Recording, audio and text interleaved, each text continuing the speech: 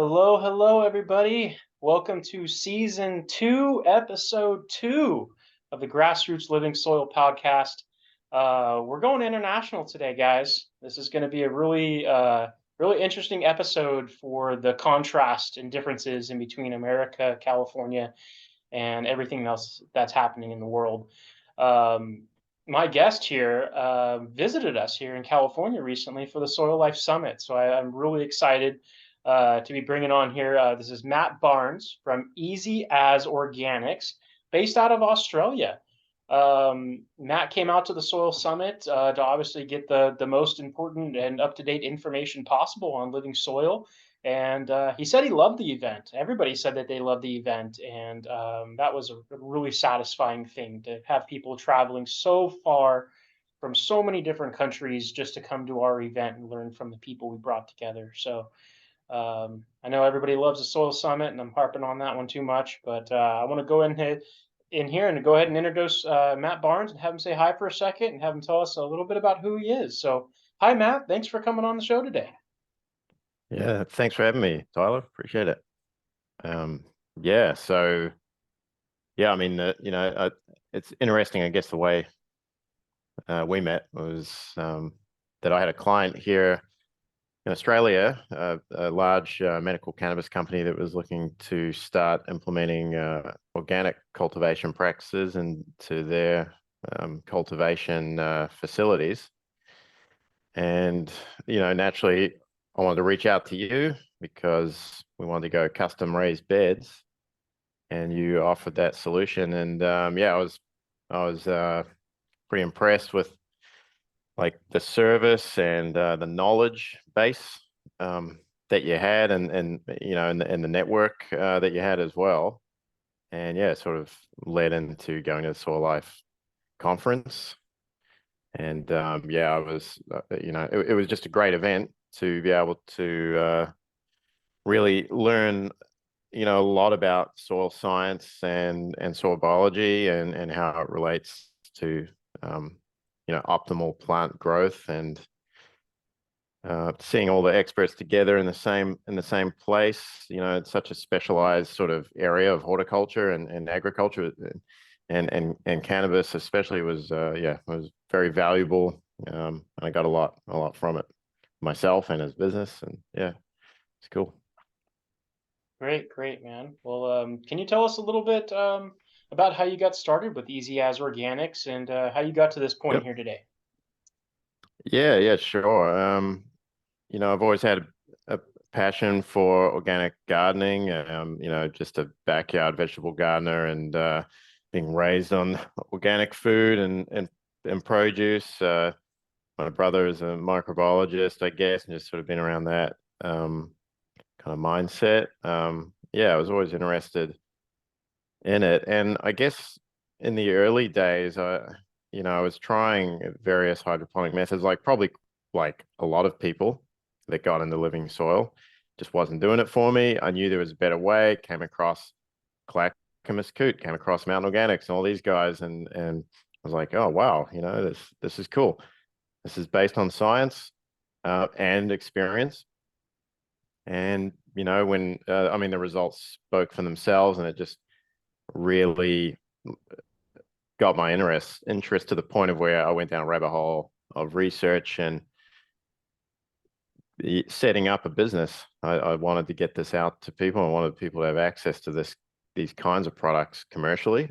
And so my goal since then really was to set up a business that, could manufacture these types of products, small batch, quality methods that were certified organic. So, there was an accreditation there, and not just me saying it was organic or whatever. And um, yeah, it's sort of grown to the point now we've got a distributor that supplies our products to hydroponic stores and nurseries around Australia. We do sell directly online as well. And we have a very simple product line.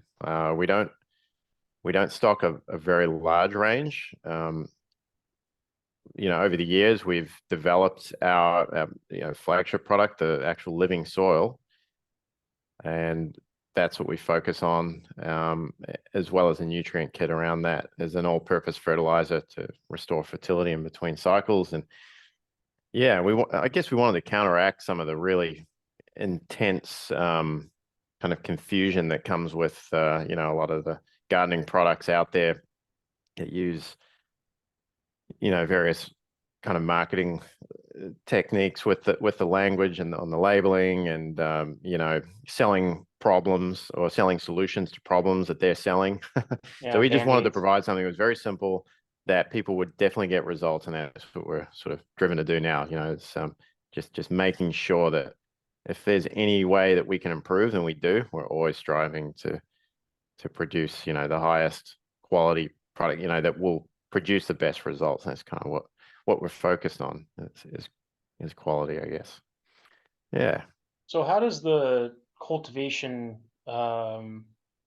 marketplace break up in Australia? Is it if you're going to be a cultivator of cannabis, whether that be at home or commercial, even as far as the climate goes, are most people growing inside? Are they growing outside? Do they have to do a little bit of both based off of the seasons?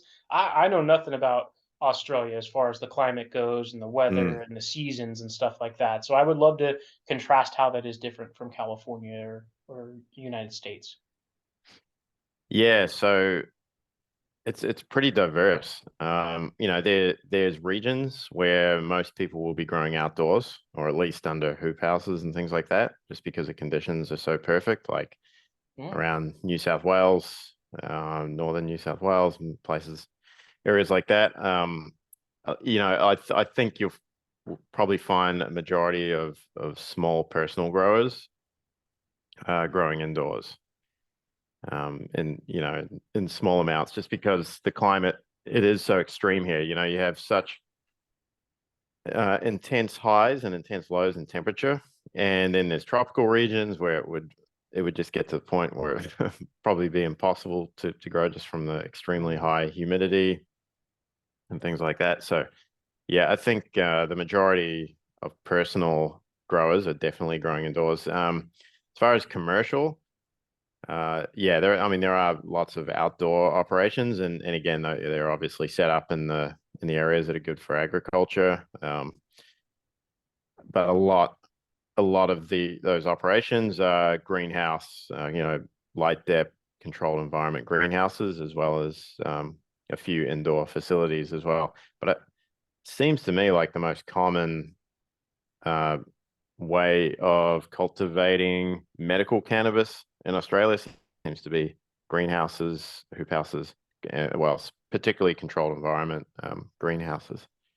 Are they doing like cocoa and rock wool in small pots and fertigation? Yeah, Um, yeah. yeah, Okay. and again, I'm not the authority on this. Like, I haven't been to every single No, grow no, it's here, just but that's it what we're seems looking to for is your me, opinion.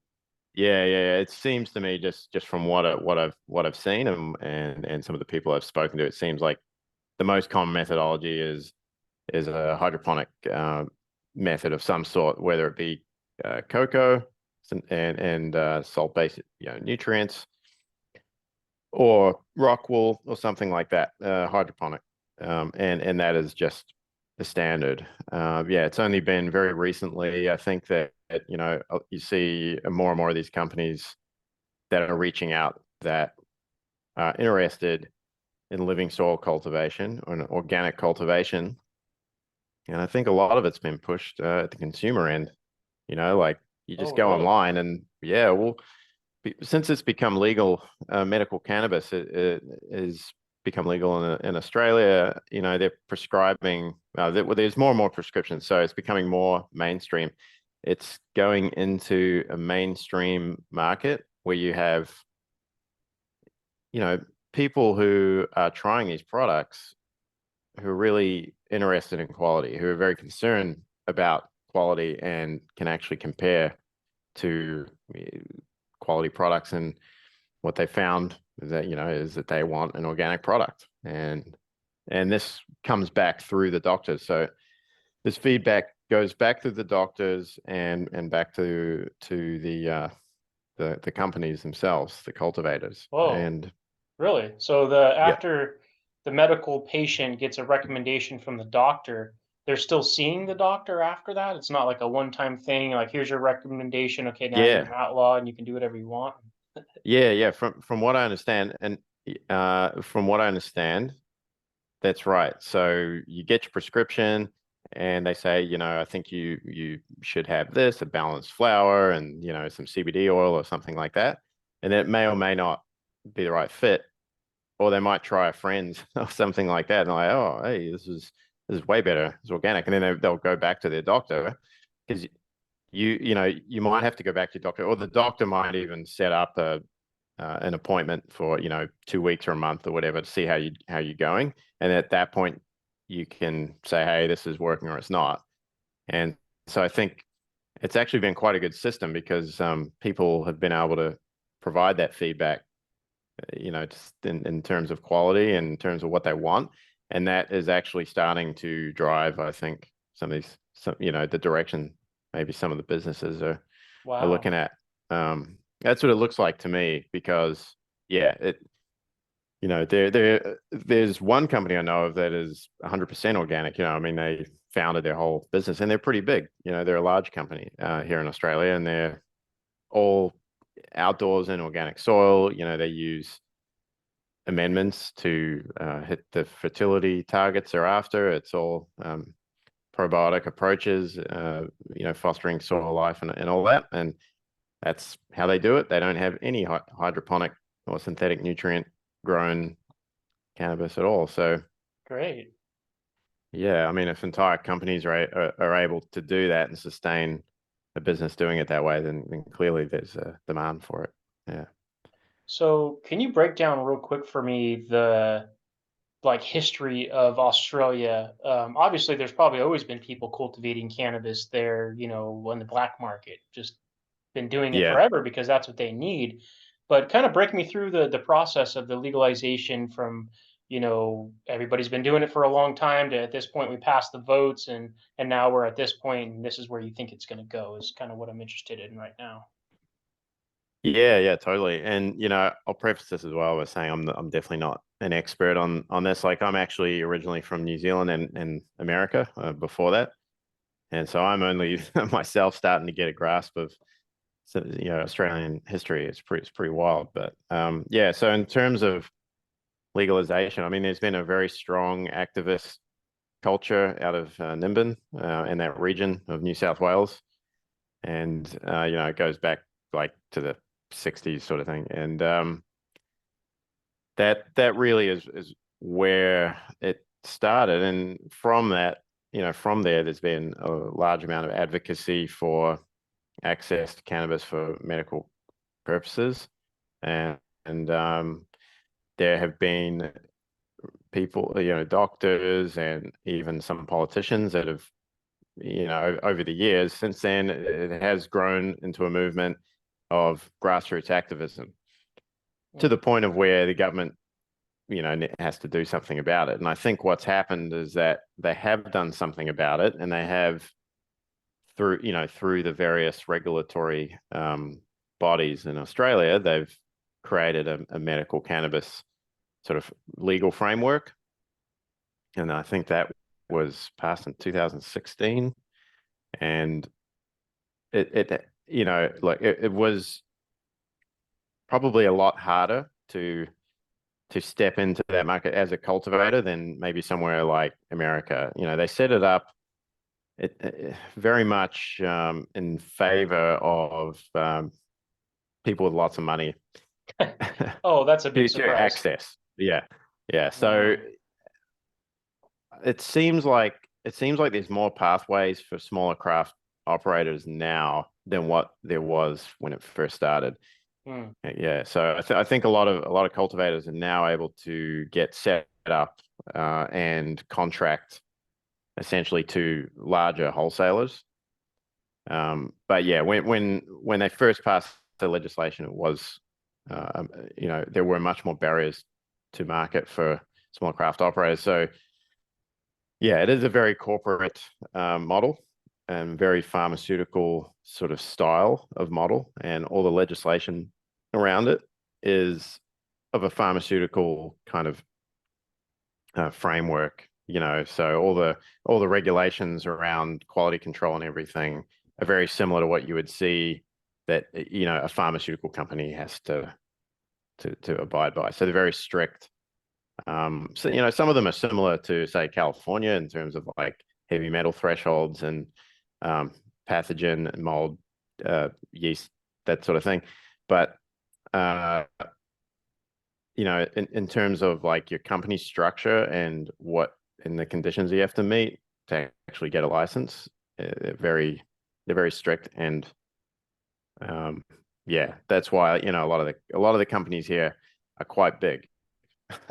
you know, Saying that, I do know that there are a lot of new, craft cultivators that have managed to get licenses and are growing and selling directly wholesale. So they're higher grade products, I believe, that are grown in soil, able to enter the market in more recent times, which has been good. And of course, there's a big hemp market here as well.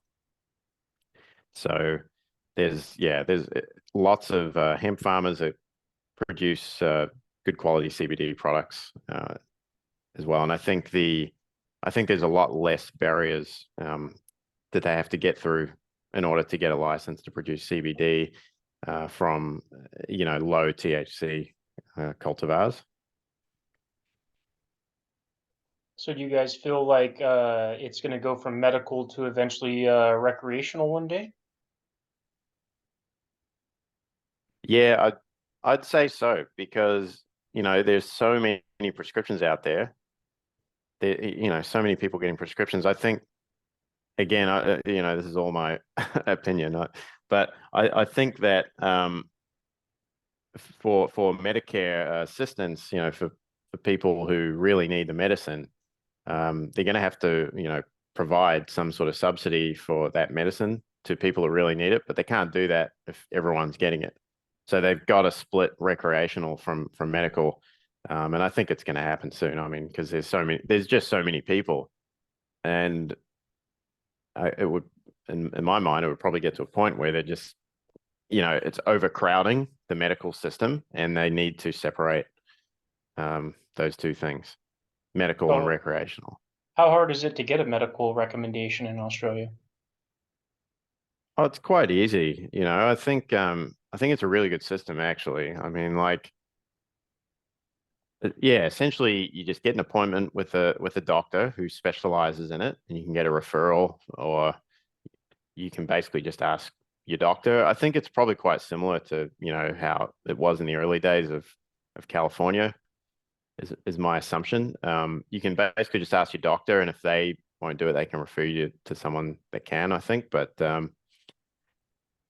really, I mean, they'll prescribe it for any Any medical ailment? reason, any Okay. ailment.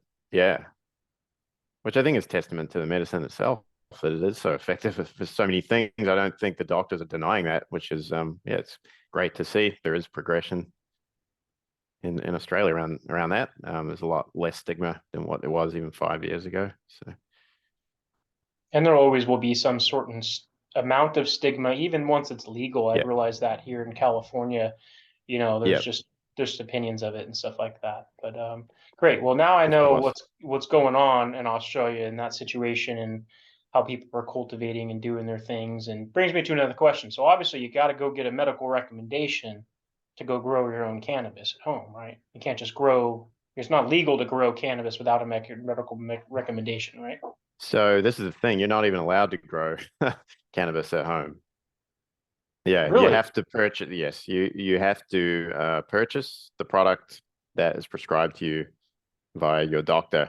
There is an exception. So in the ACT, which is a little tiny, it's not even a state, it's like a territory. It's where the federal government headquarters are. In the ACT, it is legal to grow 2 plants outdoors for personal use. And that was made legal, I don't know, 2 years ago, 3 years ago, something like that. So that is the exception. Everywhere else, it is not legal to grow Do you for think people personal use. care? Like they're still growing anyways out there in those Oh, rural areas? Oh, people don't care. I mean, yeah, people, they need to grow for personal use, and it's cheaper than medical too. So a lot of people grow for themselves simply because they can't afford to purchase the medical product. And I think that's maybe another reason why recreational will come online. And yeah, and I think they're just figuring it out, to be honest. These things Right. are slow, you can't just flip a switch overnight. So yeah, I'm not I'm a pretty, I like to take a middle seat in this. Like it must be very complicated Yeah, at the yeah. top end trying to figure this stuff out. And I think the medical system is working pretty good here, and um, I don't think it'll be long before they figure out, well, we need to decriminalize at some level for personal growing as well. Just it makes sense. It doesn't benefit pharmaceutical companies, of course, but you know, it's for the people that they're going to have to make that decision, I think, at some stage. So what's the situation with a dispensary? Is that only in major cities? Are they very readily available, or is it kind of hard to find a dispensary? They're hard to find. Um, a lot of the time, people get the product mailed to them. I think most Mailed. people will get it mailed Wow. to them. Yeah, in Australia Post. There are some dispensaries though, but I think they're probably very different to the US rec dispensaries. It's set up like basically like a chemist or something, and you go in there and they, yeah, you hand over your prescription and get your medicine. Well, so there's And no but like, there are very few of them. okay. And if when it's I could be shipping, wrong, but yeah, when it's shipping, is that coming directly from the farm, or is that got to go through a distributor? oh no, no, it goes through a distributor. And I don't know exactly. This is where my knowledge is a bit hazy because this is probably all. I'm not entirely sure, but I don't think it comes straight from the grower. I think from the grower it probably goes to some sort of like licensed, pharmacy type vault or something like that, and then it gets distributed from there. Is my guess. Okay. Yeah, Nice. Nice. yeah. That's interesting. Okay. So we've talked about the growing out there. We've talked about how it is to get your cannabis. I'd say kind of one thing I'm interested in is like supply wise and equipment and like Mm, availability of certain things. Is there things that you guys are like in desperate need of down there that you can't get, or you feel like everything that you yeah. need is pretty readily available? This is a really good question, and yeah, I mean, this has been one of the biggest challenges of setting up this business is just getting a hold of some raw organic materials that are of consistent quality, for building living soils and growing media, organic growing media.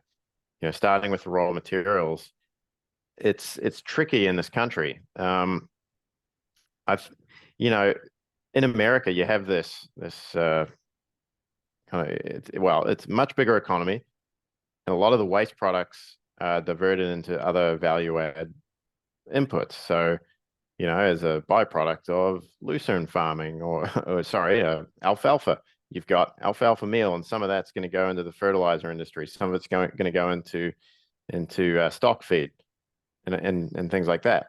So here, it's a lot. There's a lot less of that. I find if someone can't make enough money to do that because of the economy or whatever, or they might just ship it overseas. They might export it to processor overseas. So say in a slaughterhouse, as slaughterhouse byproduct being say bone meal, for example. Bone meal is all any an isolated bone product. They'll just chip it up and send it overseas, and then someone will process it over there because there's just not the money in it to sell as a high phosphorus or a source of organic phosphorus here. So for smaller operators like myself, or even farmers or anything, you're kind of stuck with proprietary inputs, that are made by fertilizer manufacturers. And so yeah, it's been a lot of work sourcing some of these inputs, just getting the raw materials. And I'm slowly getting there. I've definitely got some amazing local manufacturers. We've got an amazing worm farmer nearby, some great compost. So I finally really managed to nail down that. And, I mean, that was a huge challenge as well. Things like even just sources of nitrogen like fish meal. Most of that's imported. We finally managed to get some good local stuff. Fish bone meal, fish bone uh, as well, and soft rock. That's a pretty easy one to get, but even just finding various grades of micronized soft rock or rock phosphate for doing fertigation and things. I mean, that's tricky. So a lot of people use guanos, and then there's mixed opinions about guano. So uh, some things are easy to get, some things are much harder to get. Um, there aren't large distributors or suppliers with like a one-stop organic shop. Like I know in America you've got suppliers that just have a massive list of inputs, everything, that you'd need to do any kind of organic farming or horticulture, or putting together some sort of growing media. Here you have to set up accounts with a whole lot of different suppliers to just get the best of what you can from everywhere, to make it work. And I have managed to do that, and so I've got some really good relationships with suppliers here, and I'm sure some of my competitors would definitely agree with me. Like that's yeah, it is a big challenge here.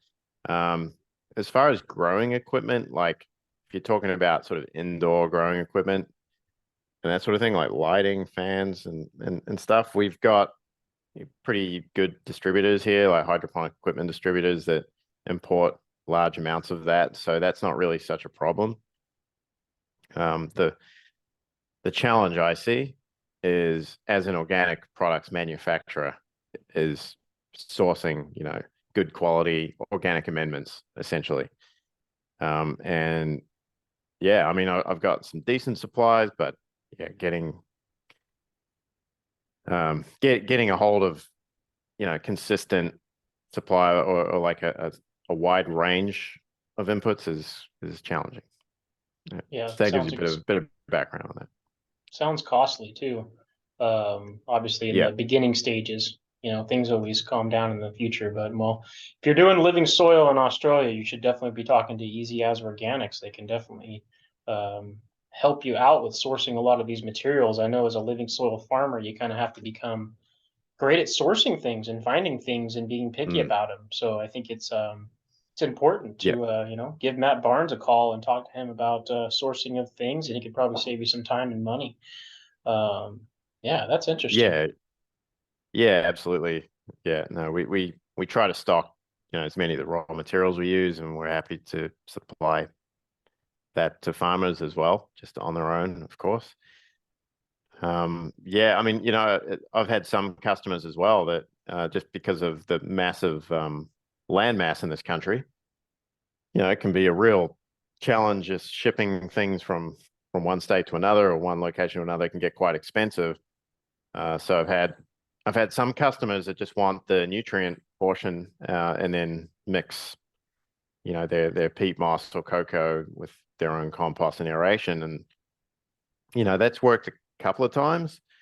But then a lot of the times they'll end up just going with the soil, because at the end of the day, it's like the logistics around trying to mix on site and doing all that is a lot of work, and they don't have the sort of quality control methods and machinery that I have here. So yeah, obviously, yeah, there is a lot of logistical challenges to doing this sort of thing in a country with such a big landmass, Yeah. and yeah, compared to America, it's such a lower sort of population density.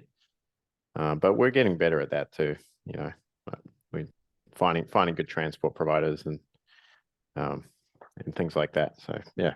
So when you guys did your medical cannabis, legalization out there, you guys put in there that you're importing and exporting from other countries, right? Yeah, Is that's that right. Yeah, that possible? is a big, yes, that is a big part of it. And you'll probably find that most of the big companies here import a lot, um, and sell imported cannabis. It will probably say on the, on the container or the jar or whatever, it will say, this is an imported product from Canada or something like that. Because Canada is a federally legalized uh, country Is that the only for place you medical guys are cannabis. importing it from? I'm not sure. I think there might be some other countries, maybe Spain or something. I'm not sure. I just know, I know for a fact that Canada seems to be the main one. It's probably just because of the massive amount of production. The mass production there is just so huge. It probably makes it easy and cheap for companies to import it, and Australian companies to import. I'm interested to know how much you know about that import process. Or like, do you think they're pre-packaging the cannabis in Canada and then shipping it in like containers on ships, and then it's landing, and then there's all these guys with guns that are protecting it, and then it goes and then gets mailed out to these people and stuff like that. I'm just using my imagination. I can think of a lot of crazy stuff right now, but Oh can you paint a yeah. little bit of a picture for me at all? I know you're not going to be an expert on it, but kind of Uh, wondering. yeah. I mean, when you start thinking about it, it is pretty crazy, isn't it? I mean, I'd imagine there's literally tons of it that get sent over, probably in like bulk packages. It'd be like Pounds at a time. yeah, kilograms at a time or whatever, and Kilograms, then yeah. and then they probably package it at a compliant, you know, Yeah. whatever it would be called, like an ODC, Office of Drug Control, whatever, compliant facility, and then sent from there, whether it's to a distributor or to direct to the customer.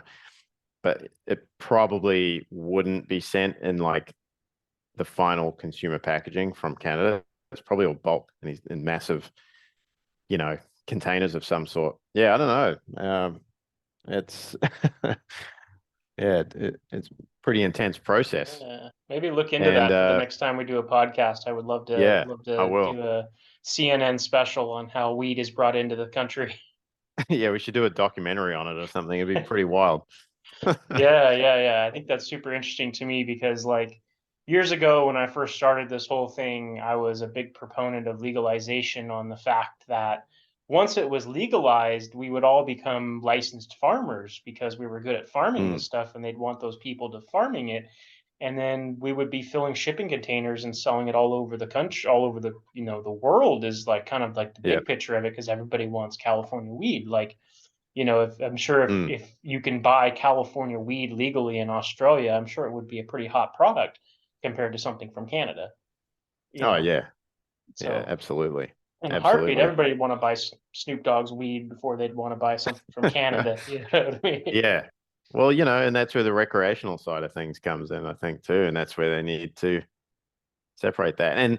And just on this conversation, it really does highlight the need in Australia to really expand and really, refine the cultivation side of things. It's all good that they're importing or whatever, but I mean, that's not sustainable. It comes It's with a not good for massive Australian carbon farmers. footprint, not good for Australian farmers. So, yeah, I mean, this is where I see a big growth coming, and that it just doesn't make sense in the long term to keep importing.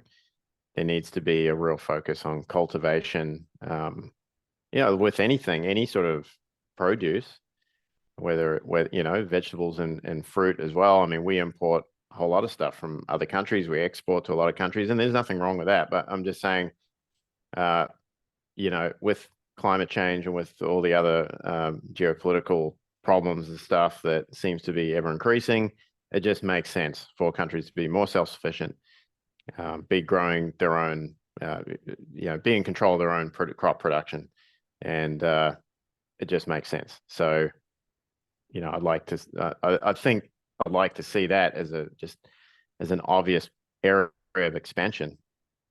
Yeah. For yeah, Australian cultivation, and I think organic is the best way to do it. Yeah, yeah, definitely. You're kind of leading the way with that. And I kind of could see in one mind frame of like, okay, we don't have a system set up here. We don't have cultivators set up here. So let's start importing, so we can get it up and running and going and faster. And then Yeah, the cultivators can catch up, and then yeah, maybe do less importing in the future. And maybe we can turn to exporting and turn into, now we're yes. selling our Australian weed across the world and people are looking forward to those brands. So I like in my mind, I hope that's the big picture of like, I think it is. Yeah, yeah, yeah. Yeah, I think you're right. I think that is the big picture because export is a part of this conversation as well.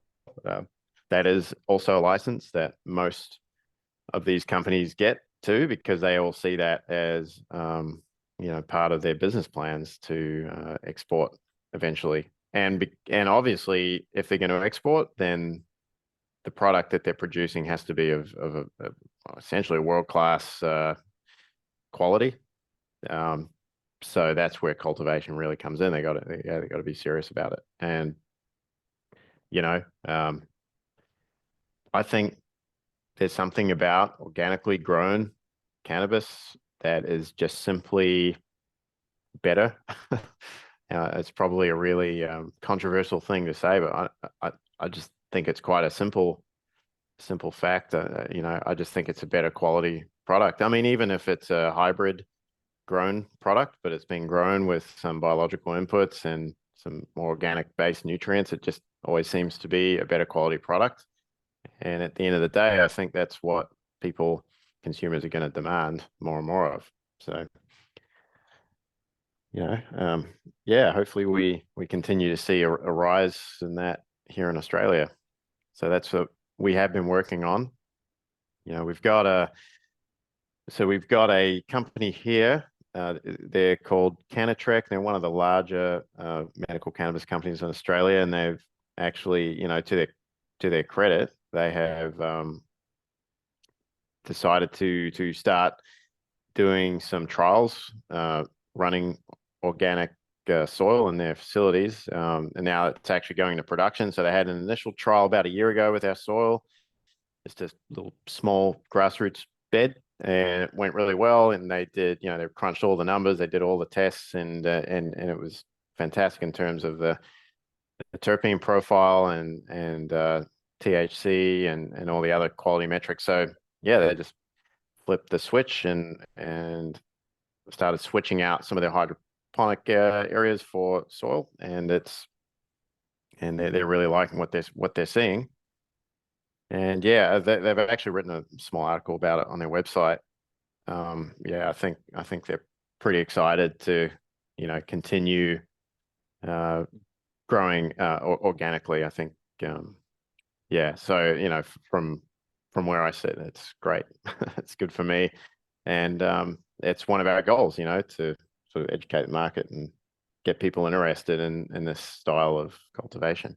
yeah. If there's any other commercial cultivators that aren't paying attention to that, they've just got their head too deep buried into their own situation or their own project. I mean, if you're not watching what the other facilities are doing around you and how they're progressing their own techniques, it's a part of being a cultivator. You got to be looking at what other people are doing. You got to look at what are the most relevant techniques or who is the most knowledgeable source out there and what they're doing. I think it's just one of the biggest like hacks. Like we want to find a hack on how to cultivate cannabis better. We want to find a hack on how to have healthy plants. We want to find a hack on how to not deal with bugs. I think those are, big talking points that everybody is trying to chase down. Um, Yes. Yeah, absolutely. And yeah, I think it's all about just getting a bit of an SOP in place that kind of encompasses all of these things into a very simple system that you know that enables a grower to manage the soil and the plants in the best way.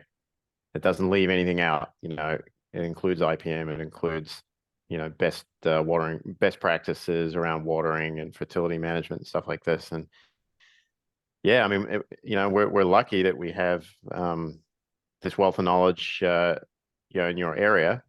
people have paved the way in North America with living soil cultivation in the commercial space. And it's just been a massive benefit to me as a company. You know, I've learned a lot just working with some people in the States, and it's helped me improve my processes and my product, and it's helped me help my clients. Yeah, I'm a big believer of not reinventing wheels.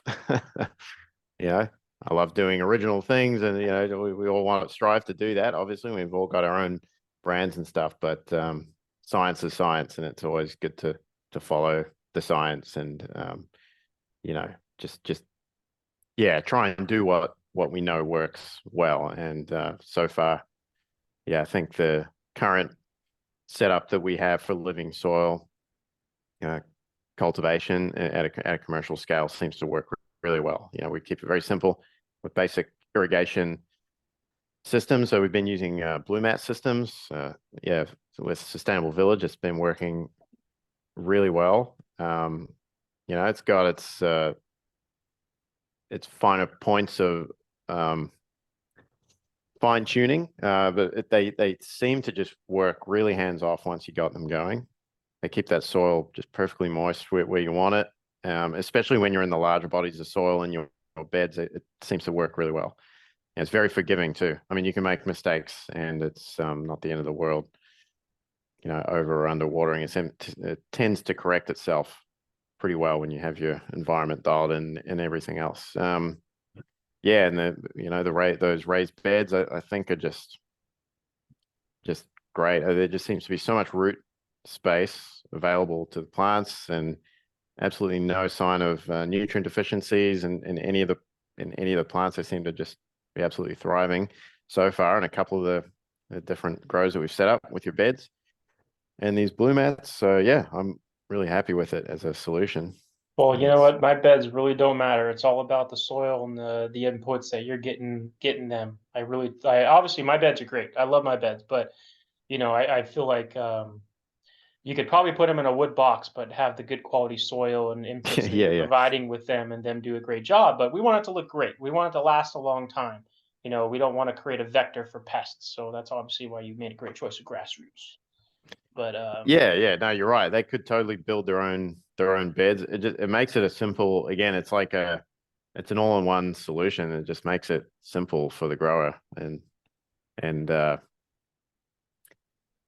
yeah, and you know, if they're building beds that are made out of wood and it can harbor pathogens, that sort of thing, and you know, I think yeah, just it's a good solution. It seems to be working really well so far, and I think the cost of production going forward is surely is cheaper than other methods, than other conventional yeah. methods. I mean, it really does seem to be a low cost option after the initial investment.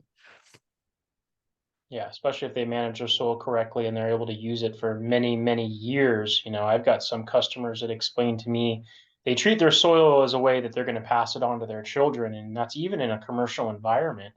It's like you talk to people like Steve Cantwell, and it's like he's running that facility with the expectations he's probably going to pass it on to somebody one day. He's not just going to get rid of it. So it's kind of like those, Yeah. you know, long-term deals that they have is pretty interesting.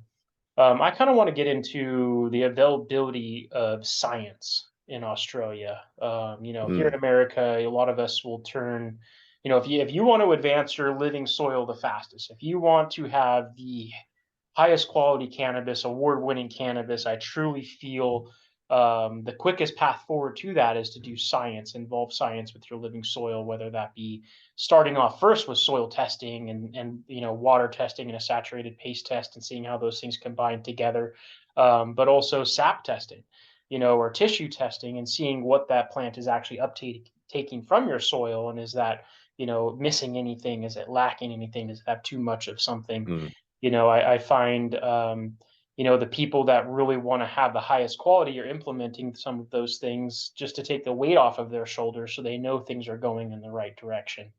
Um, so what's your guys' availability with soil testing, tissue testing, and optimizing these things for living soil?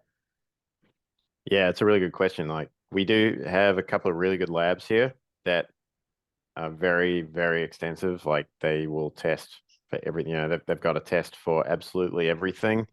They're very accurate. So that's great. However, when it comes to these types of what I would consider a specialist soilless media, uh, and that's a conclusion I've come to after trying to get a test that can give me numbers that someone can actually help with accurately amending to reach specific targets and where those targets are coming from, and can we balance the soil. I found that that is quite a challenge here, because this type of soilless media, doesn't really exist outside of this small market. Mm. So yeah, I mean, there is labs here, of course, that will do potting media tests, and they do and saturated paste, and even Malic 3. But then, when you talk to an agronomist, say like the soil doctor or someone like that, I mean, there's still not figures that they're used to seeing. They're Mm. using potentially different methodology to what they're used to, say, Logan Labs using. So the numbers don't quite make sense. It's like, well, do we feel comfortable, giving recommendations to reach targets using these numbers? So that's been a bit of a challenge. And to be honest, like for the last 2, 3 years, I've been sending samples both to my local lab, but also to Logan Labs. I've been Mm. trying to build a bit of a data set so I can see the comparisons, but the numbers never align. They're always different. Logan Labs numbers are always way lower. And Oh, interesting. Way lower. yeah, Wow. way Maybe lower. And because different machines, different calibrations, different yeah, quality machines, different age of the machine, different person running it and operating it. It's just so many different factors into why you could be getting those different results. yeah. Who maybe the results are better because the numbers are higher. Maybe it's more accurate. Like, ooh, man. It exactly. It's really hard to say. And so what I've ended up doing is like, because I'm certified organic as well, I'm NASAA certified organic. So to meet compliance, I need to maintain, accurate testing. I have to keep a database of lab tests for especially heavy metals.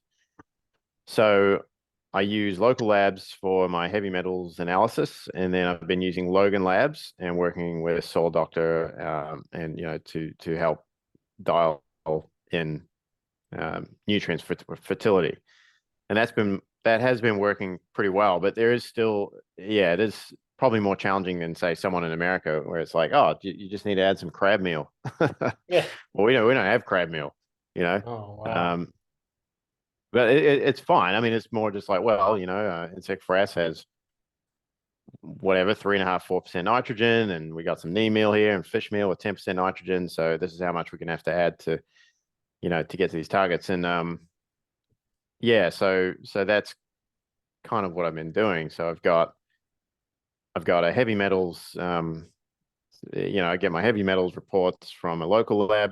I use Logan Labs overseas, which help us guide fertility, and that's been working.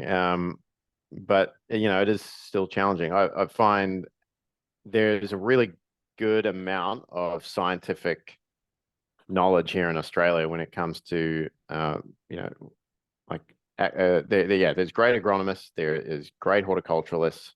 It's extremely knowledgeable horticulturists. I mean, I've had a lot of help from some of my suppliers, even like my the supplier of my peat moss. I mean, he's one of the most, his expertise in horticulture is just amazing, and he shares everything with me. He's Hmm. not holding back. So when it just comes to like traditional horticulture, um, he's been a great resource. But then here in Australia, I mean, we've got access to all the same books that you guys have, thanks to the internet.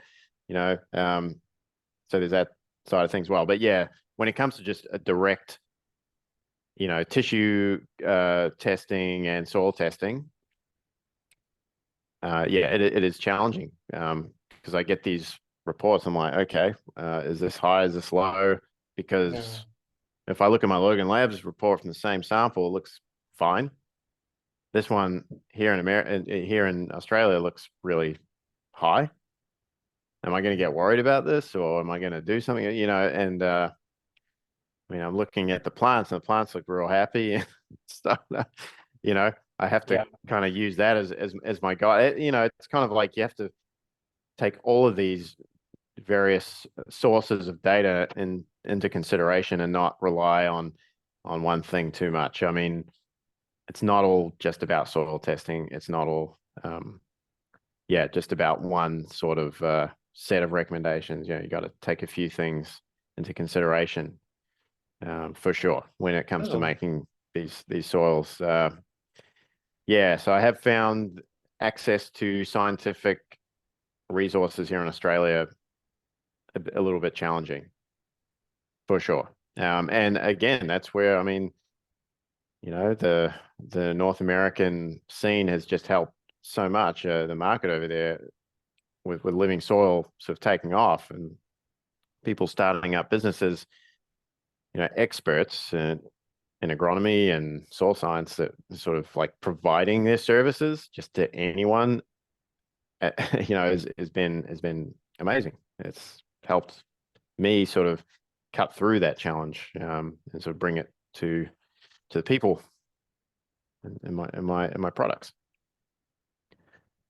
um, I'm wondering, I'm finding too in any cultivation situation that your water quality has to do a lot with your success. Mm. 100%, because it's a carrier of your nutrients. It is a nutrient. It's what, supplies your plant with life. Um, what is the water quality like out there generally? Are you guys on treated Yeah. water? Is it a well water? Um, Yeah, so we're really lucky in Melbourne, Australia. Like we have really good water. So the water won't even show up on an EC. Sorry, yeah. the hardness ppm EC won't even show up on an EC meter. So Oh, it's that's very, got to very be that's low. God's gift to a farmer, right there. Yeah, Like yeah. So I straight out of the mean, tap, it's good. I mean, you can drink it, it's fine. Saying that, it is heavily chlorinated, whatever. So I do run my water that I use at our factory. I run it through a big chloramine filter. Um, yeah, but yeah, we're lucky. We're very clean water. Some of the facilities I've worked with, there quite a few of them run rainwater, big really. massive rainwater tanks, and they have like UV filters and heavy metal filters and things like that. So it is definitely something that people are concerned with. I know in like broadacre agriculture, a lot of people get their water from bores, from wells, and that's definitely a lower quality, higher sodium, Mm. higher in heavy metals source of water. But definitely in the controlled agriculture, controlled sort of greenhouse space, they all use, filtered water. And yeah, here in Melbourne, it's clean water. So it's just something we don't really have to worry about. It's more Right. like there are parts of Australia, obviously, that have very poor water quality. And then that grower, that cultivator is going to have to then Adjust. take that Yeah. into consideration. Nice, Yeah. nice. So what I know we kind of talked about already in the beginning of the conversation about the climate and the situation. But I still do you guys like always in summer, always in flowering mode outside? Does your light change Uh, throughout the year? Like what does that look like? And this is stupid. I yeah. should So know this stuff from basic no, tree, but no, not at all. I mean, yeah, it depends on where you are. So the further north in Australia you get, the more consistent the temperature is going to be. It just gets into the subtropics, like up Queensland, mid north Queensland. I mean, it's just going to be hot all the time, no matter what time of year. Whereas in the southern parts of the country, we have very distinct seasons, and mm, it gets down, below freezing in a lot of places. So, uh, yeah, it depends on where you are. Just like America, there's a very wide, you know, range of climate. Uh, so yeah, here in Victoria, it can get very cold in winter and it can get extremely hot in the summer. Um, yeah, the full season is generally, people generally start in like October, November, and it'll go all the way through to April, May the Hmm, following year. that's what I wanted to Um, know. That's interesting. yeah, yeah. So I mean, a lot of the commercial medical cannabis facilities use light dep in their greenhouses. So they use natural light and light dep, because the seasons are so long and because you can only grow at certain times a year. So yeah, a lot of them are just, all year long light dep greenhouses. Um, yeah, and like I can't imagine, if it would be very easy growing in the far north tropics of Queensland. Probably not. I mean, I could be wrong, but yeah, extremely hot, extremely humid. I mean, look, they Yeah. do it in Thailand, so There's a will, there's a way. We grow yeah, where we're allowed to grow, not where we want to grow, is what I find very often. yeah, I want to yeah. take the last few minutes up here to kind of open it up to you. Is there other stuff that we haven't had a chance to talk about? I've been kind of leading the conversation this whole time, so I just wanted to open it up to you. And is there anything that we should be talking about for the cultivators of Australia? Oh yeah, there was something I thought it'd be cool to mention. Yeah, I've actually been working on a project with Tad Hussey and his team at Keep It Simple Organics, and Oh, nice. yeah, we've started a bit of a collaboration. Pretty Yeah, so we're working on a soil mix and some other products, and yeah, so right now, really, we've just been doing a lot of testing, a lot of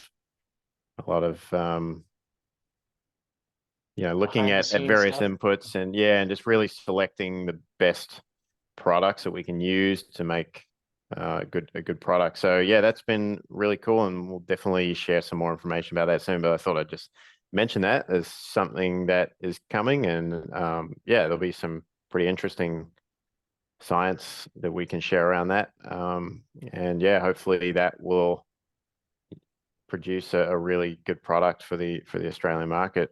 Um, but yeah, I'll definitely be talking more about that in the near future.